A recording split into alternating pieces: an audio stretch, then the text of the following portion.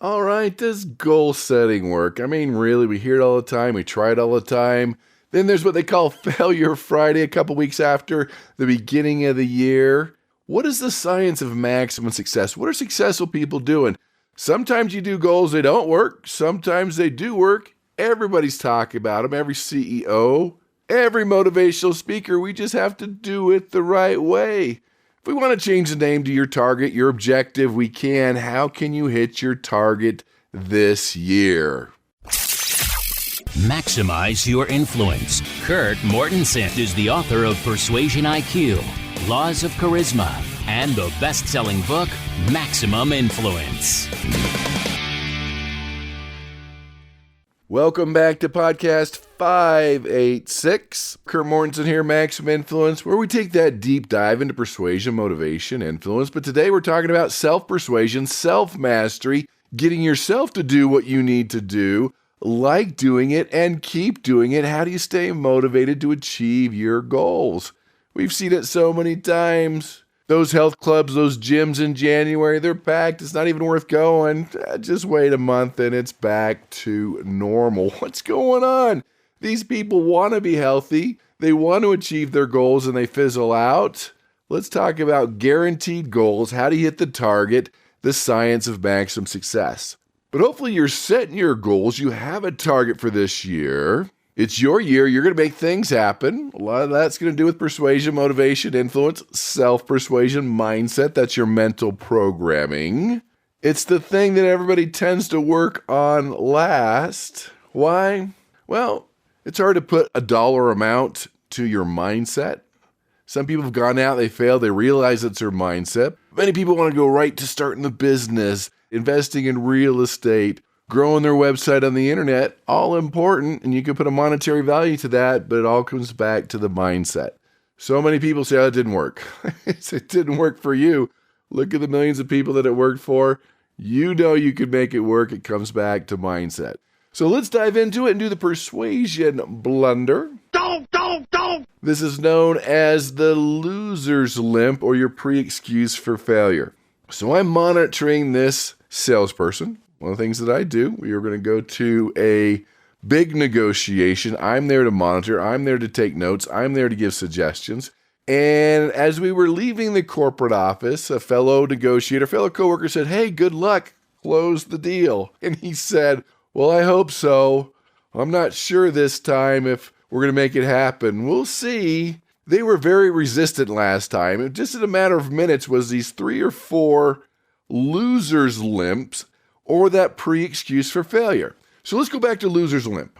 Before the big race, the big talk, the big negotiation, we make up excuses before we even get there just in case we fail. And if you make a pre-excuse that it's okay to fail, in your mind it's okay to fail.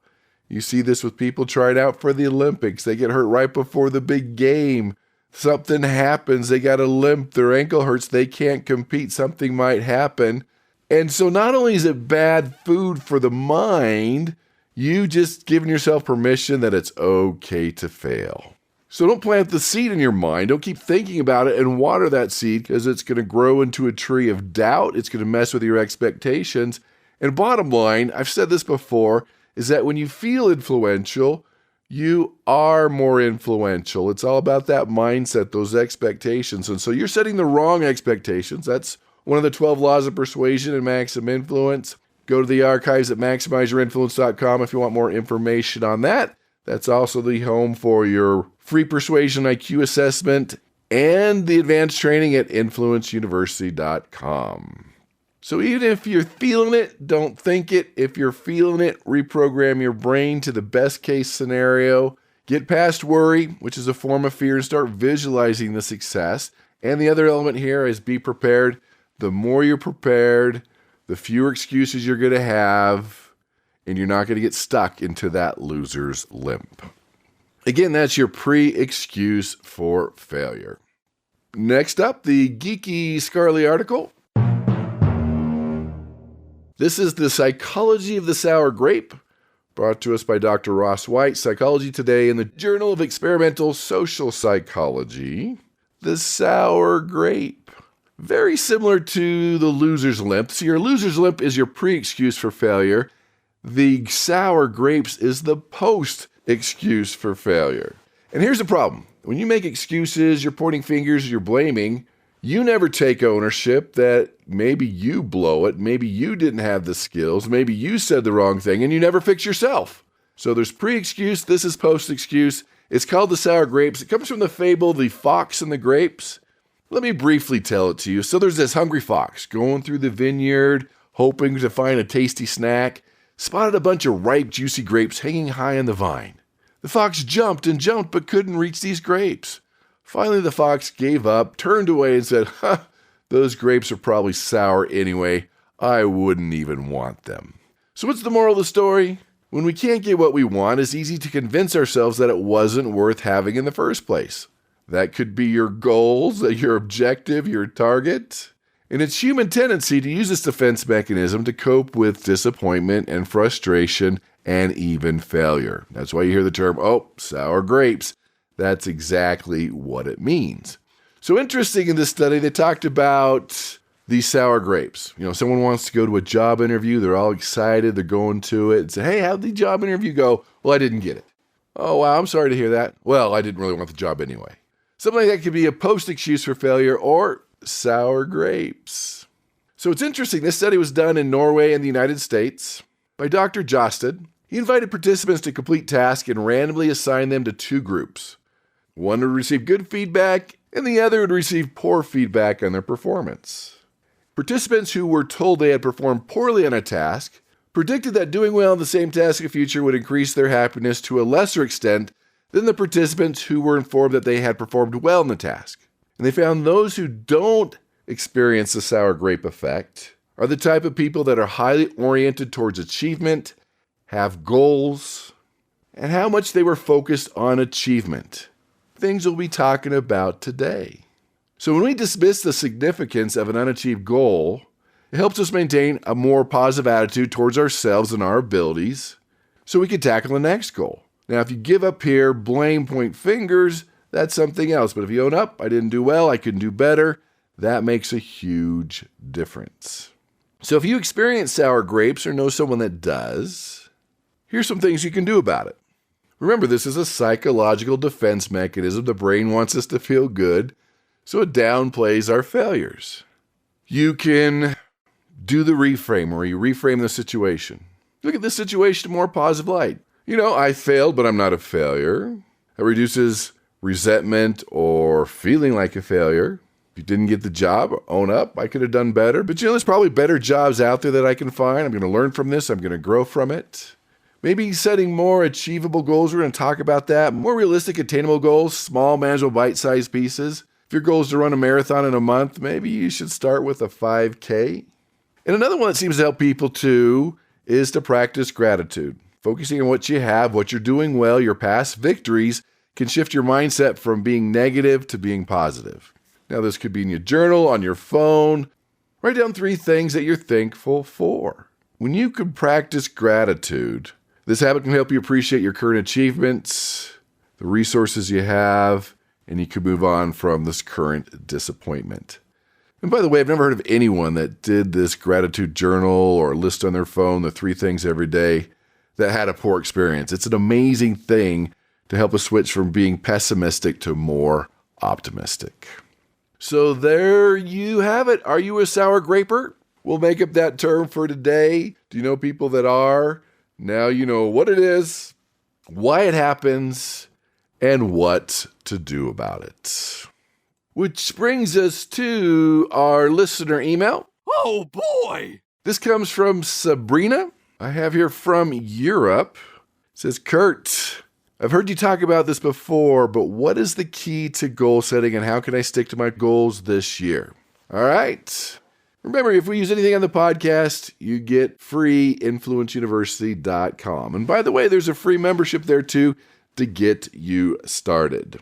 So if you're wondering what's taken so long to be successful, to be wealthy, to achieve your goals, if you're the type of person that groans when you hear goal setting, this podcast is for you. And I've been guilty too, really, goal setting. But again, every book on success, every motivational speaker, every CEO talks about it because what gets measured gets done. And if it's not getting measured through goals, you're not get anything done. So people try it and they're like, oh, I didn't feel good because they failed. So they never set goals again so they don't fail, but they're a failure because they don't have goals. Did you catch that? Goal setting is one of the most important tools. Even though we cringe and get a little tense, when you do it the right way, it makes a huge difference. In fact, one of my early mentors, Brian Tracy, said goals not only triples your motivation, increases your success, it increases your happiness. You're like, what? Yeah, think about the happiest time in your life you are pursuing a worthwhile, exciting goal. See, a lot of us hate goals because we're assigned goals. Here's your quota. This is what you need to make. And we're assigned goals from managers or other people. They're not truly ours. But when they're truly your goal and you've bought into it, watch your motivation just go. So again, we can call it objective, target.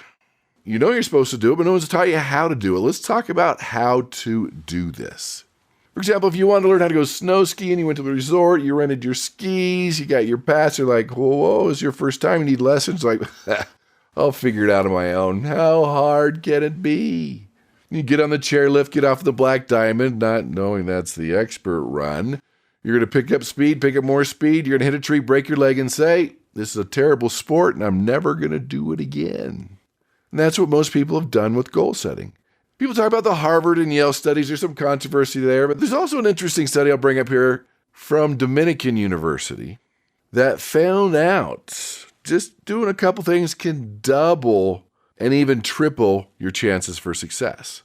In fact, Dr. Halverson from Columbia University says, when you do these things, it will triple your success. It has to be written down. There's something magical about that. Having somebody hold you accountable every day. Hey, did you jog? Did you exercise? Did you eat healthy? Did you make 10 phone calls? And have an action plan on how to achieve that. So think about that and think about the production plant study where they hired 2 new shifts of people. The first shift, they're like, oh, hey, just try your best. Give us your best. All right. They monitored them. The next group say, here are your goals. Here's our expectations. No secret that the group with goals accomplished 3 times more. And I learned about goals from my early mentor, Jim Rohn. Taught me how to do it, the importance of it, the science behind it. And I love what he used to say. So how tall will a tree grow? As tall as it can. How tall should a human grow? As tall as it can, right? But sometimes we get stuck, we get stagnated. Goals will get you out of that. So let me go through my formula, add some of the other formulas that you heard to make sure you're doing this the right way. Make sure the people that you're trying to motivate, that you're trying to lead, are doing it the right way. There's 4 parts here. The first one, most people already do, is the what. All right, what is your goal? You've heard that it needs to be specific and measurable. And I would write it down in the present tense. I weigh 200 pounds. I am a millionaire. Be exact as possible. Make sure it's measurable. And make sure it's believable, that you really believe that you can do it.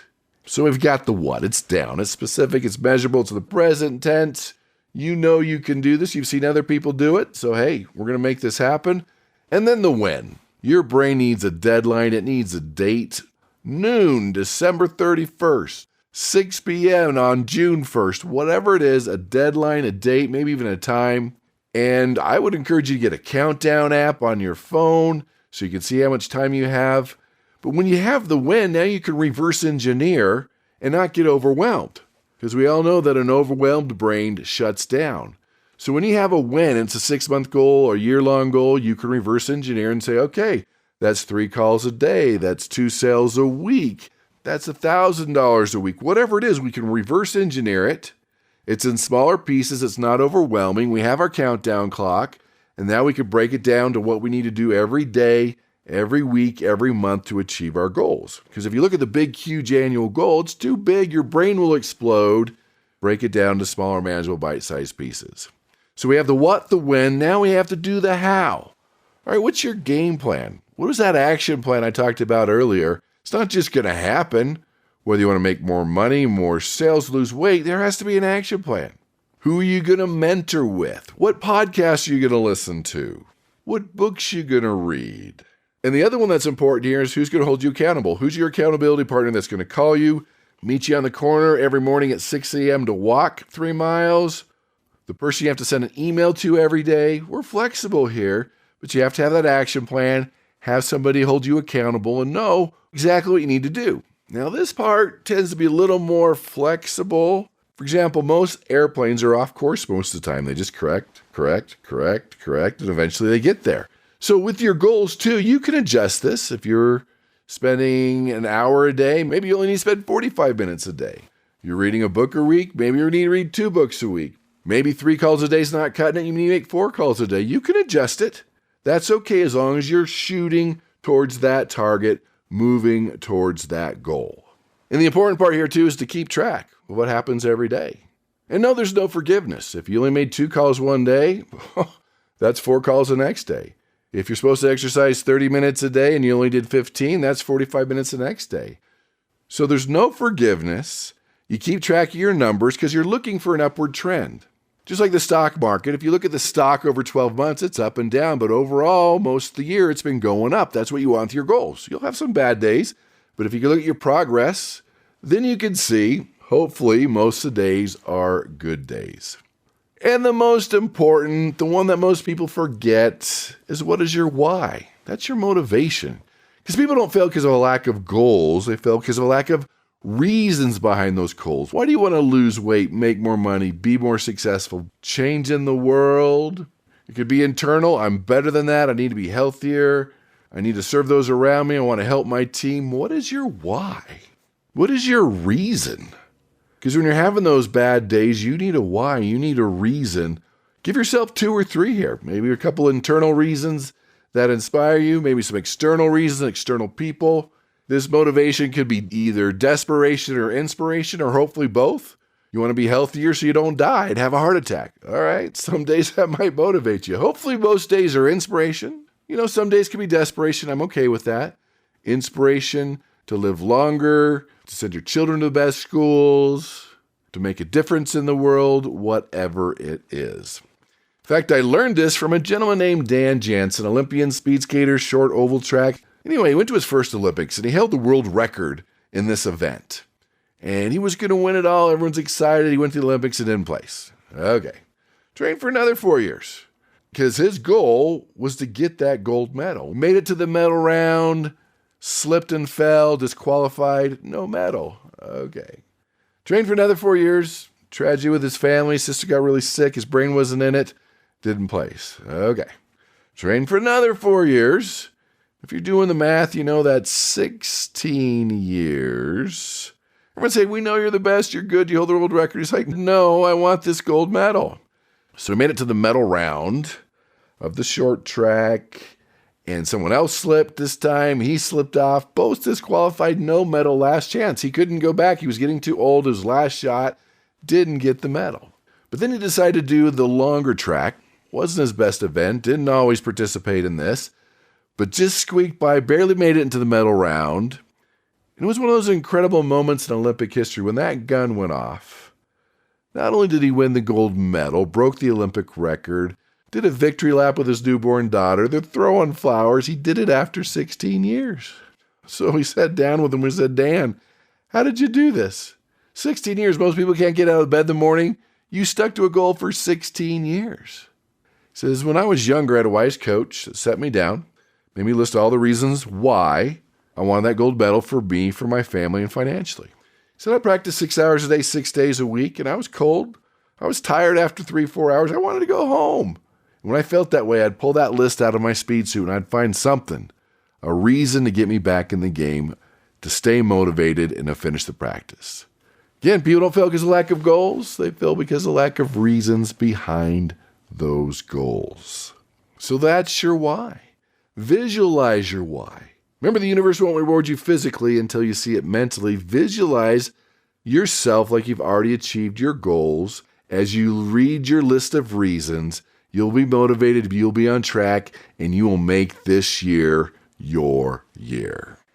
So that's the formula to guaranteed goals. That's the science of maximum success. That's the way to hit that objective, that target. Do it, make it happen, increase your commitment, increase your motivation, increase your happiness, all through the science, all through these guaranteed goals. Now, if you want more information on this, we'll make it the special of the week. It's called Millionaire Psychology. I'll give you over 50% off. I'll put the link in the email, or go to the website at Maximize Your Influence, and you'll find the link. Remember to tell your family, friends, and enemies about the podcast. We can be found at Spotify, iTunes, iHeart, and YouTube. So, put these things in writing, follow the formula, become more successful, make sure this is your year, become a better influencer, and go out and persuade with power.